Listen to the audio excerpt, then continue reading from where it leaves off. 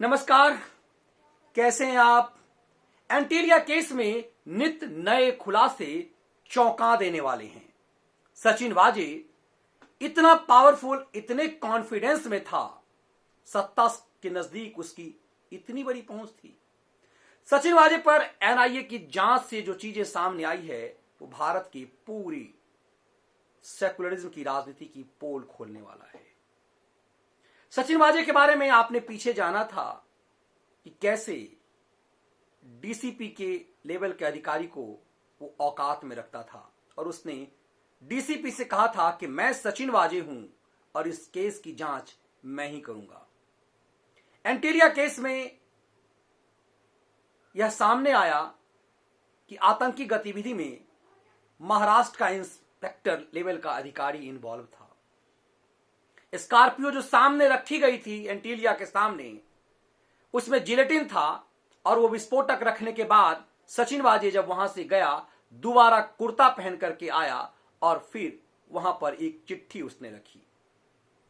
दरअसल सचिन वाजे एक पूरी स्क्रिप्ट लिख रहा था, उसे पूरा कॉन्फिडेंस था कि इस मामले की जांच की जिम्मेदारी उसी के ऊपर होगी और फिर उसकी एक नई कहानी लिखेगा।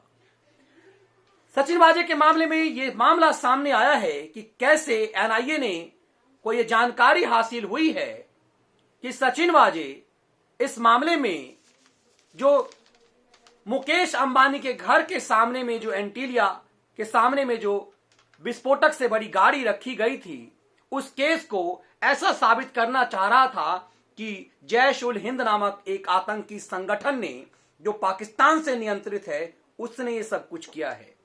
लेकिन यहां गड़बड़ी हुई सचिन वाजे से कि उसे लगा कि केस कहीं एनआईए को ना चला जाए, इसलिए सचिन वाजे ने ही बाहर अरब देश से एक फोन करवाया और यह कहवाया कि जैश उल हिंद की इसमें कोई भूमिका नहीं है।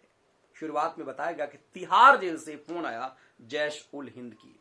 आगे चौंकाने वाली जानकारी एनआईए सूत्रों ने दी है, जो मीडिया में खबर आ रही है कि सचिन वाजे ने एक कुर्ता जो पहना था, उस कुर्ते को उसने जला दिया और उसी साइज का एक दूसरा कुर्ता उसने अपने पास रखा था, जो आतंकी जिसे तय किए जाने थे, जिसका एनकाउंटर करना था, उससे दिखाया जाता कि कुर्ता दरअसल पुलिस ने बरामद कर ली है, सचिन वाजे ने बरामद कर ली है।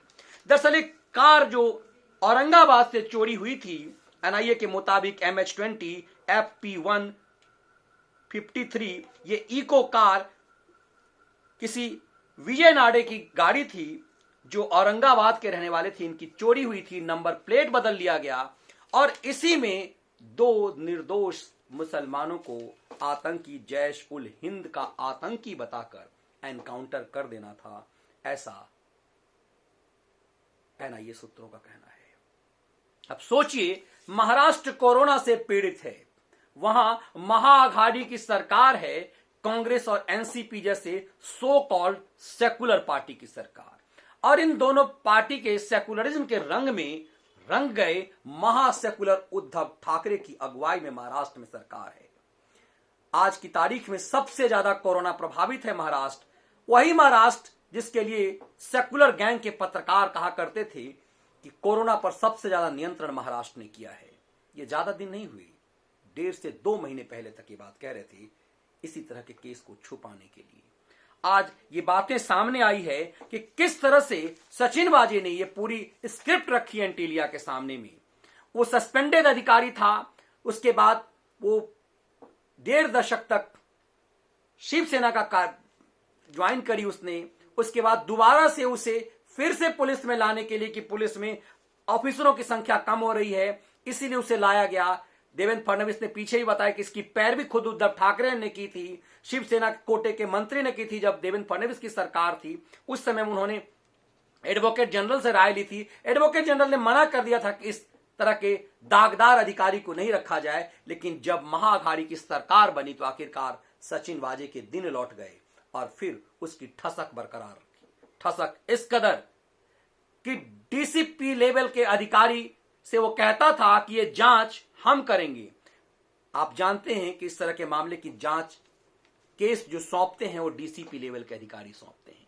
सचिन वाजे को एक कॉन्फिडेंस था कि एंटीलिया के सामने जो विस्फोटक रख रहा है, इस मामले की जांच चूंकि उसे ही खुद करनी है, तो अपने ढंग से वो किसी नए आतंकी संगठन का नाम तय करेगा। उसने नाम भी तय किया, जैश उल हिंद। उसने ये भी दिखाया कि तिहाड़ से उसके फोन आए।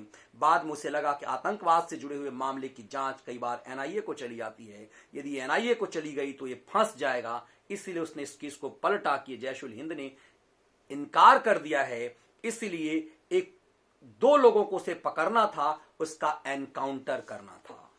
अब जैश उल हिंद है तो समझ सकते हैं कि वो दो आतंकी कौन हो सकता है। ये पूरी सेकुलरिज्म के देश में सेकुलरिज्म के ढोंग की पोल खोलता है कि कैसे इस तरह के एनकाउंटर लगातार होते थे। यूपीए 2 के दौर में लगातार होते थे, यूपीए 1 और यूपीए 2 दोनों के दौर में। आप देखते होंगे कि रेगुलर उस दौर में विस्फोट, कभी जयपुर में, कभी दिल्ली में, कभी औरंगाबाद में, कभी इधर उधर इस तरह की विस्फोट होते थे। लोगों की जान माल की जाती थी, फिर एनकाउंटर होते थे, वो फर्जी साबित हो जाते थे। तो क्या एक ऐसे एनकाउंटर की तैयारी सचिन वाजे ने कर ली थी? सचिन वाजे को पता था किस तरह के एनकाउंटर का वो मास्टर है। अब दनादन ये चीजें पोल खुल रही हैं।